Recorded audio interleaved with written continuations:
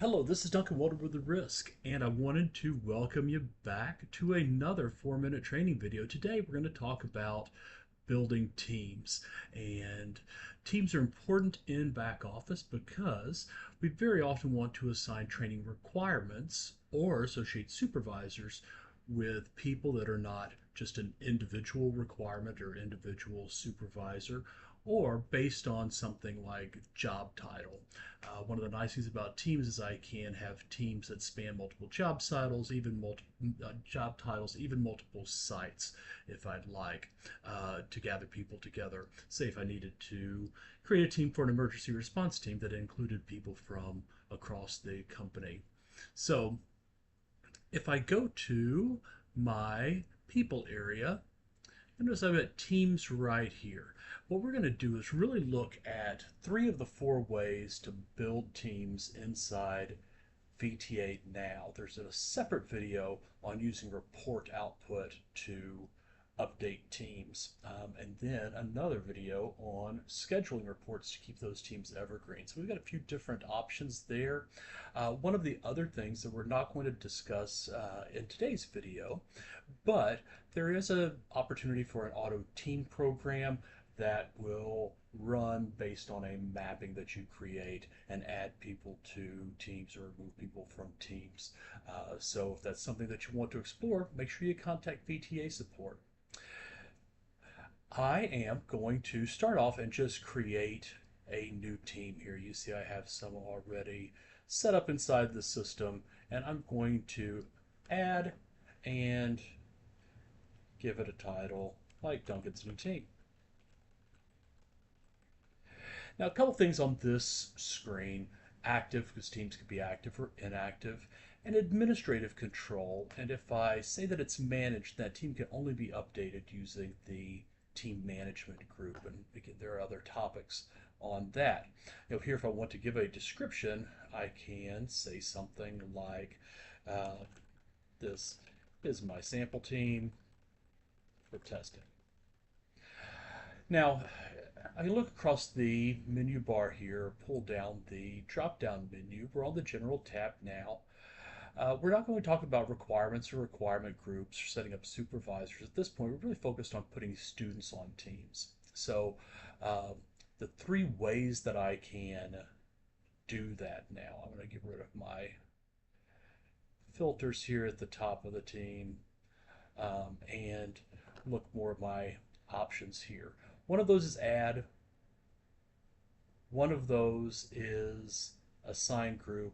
One of those is import. Export would let me take the people on that team and send them off to an Excel file, and apply, like would update my filters if I had people on that team.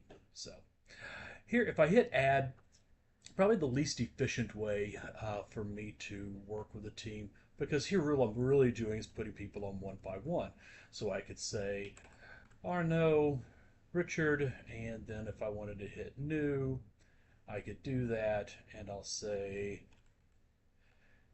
Sharon Pack. And again, I can always change that team assignment date. By default, it's going to use today's date. So the other 2 ways, I'm going to hit OK here, so I go back to my grid. I can assign a group of people to a team. So I have all of my filters like I would have inside the application here. So if I want to scroll through and look at all those student fields, in this case, I might say my department is administration, and then if I want to hit apply filter, that will show me a list of available students and the selected students. We haven't moved anybody over yet, so no one's selected. But here, if I want to click on those folks individually or hit select all, it will give me a count at the top, and I can hit assign group, and it will add those people to the team, assuming they're not already on that team. The final way of assigning people to a team is to import, and using an import spreadsheet. Now, one of the things to consider is, first I need to download a template, because the spreadsheet is going to be in a specific format based on that import, because there's so many grids inside the system that I can import data into. So let me go ahead and first download that template. It shows up there in my little download tray at the top of my browser. And if I come in and move that over to the screen so that you can see, I'll enable editing so I can put that information in. I have just a handful of fields here, and realistically, the student name field is just really for me to ensure that I can find a person in this spreadsheet. But I can use either the student ID or the learner logon ID as the unique employee field there.